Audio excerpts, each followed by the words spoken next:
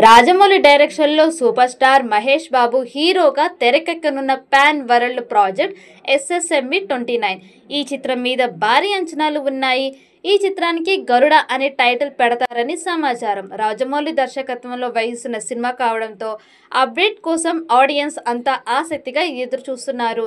ఇది మహేష్ కెరీర్లోనే కాదు, రాజమౌళి కెరీర్లో కూడా అత్యంత భారీ బడ్జెట్లో ఎంతో ప్రతిష్టాత్మకంగా రూపొందుతుంది.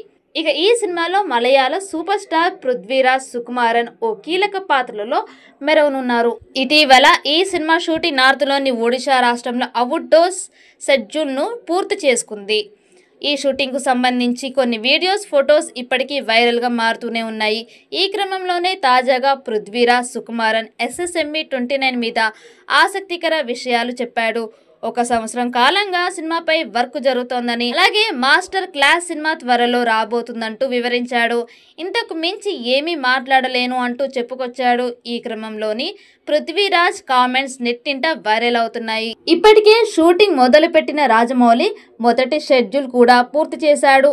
సినిమాలోని మెయిన్ కాస్టింగ్ మొత్తం ఈ షెడ్యూల్లో పాల్గొనగా అందులో మహేష్కు సంబంధించిన ఓ వీడియో వైరల్ అయ్యింది. ఇక ఈ చిత్రంలో ప్రియాంక చోప్రా హీరోయిన్గా నటిస్తోంది. పోస్ట్ ప్రొడక్షన్కు ఎలాగైనా టైం పడుతుంది కాబట్టి షూటింగ్ను వీలైనంత త్వరగా పూర్తి చేయాలని రాజమౌళి చూస్తున్నట్లు సమాచారం. ఇది ఇలా ఉంటే ఈ సినిమాకు సంబంధించి కీరవాణి చేసిన కామెంట్స్ సినిమాపై హైప్స్ విపరీతంగా పెంచేస్తున్నాయి. కీరవాణి సినిమా గురించి ఎవరూ చెప్పని ఇంట్రెస్టింగ్ విషయాలను షేర్ చేశారు. ఇక కీరవాణి మాట్లాడుతూ SSME29 లాంటి సినిమా ఇప్పటి వరకు ఎన్నడూ రాలేదు. ఇది చాలా కష్టమైన ప్రాజెక్ట్.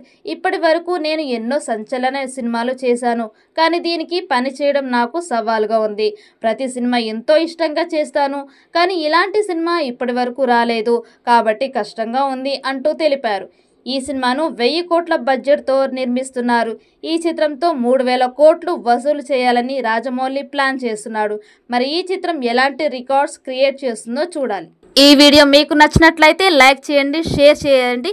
మరిన్ని అప్డేట్ కోసం మా ఛానల్ని సబ్స్క్రైబ్ చేసుకోండి. ఈ వీడియోపై మీ అభిప్రాయాన్ని కామెంట్ బాక్స్లో కామెంట్ చేయండి.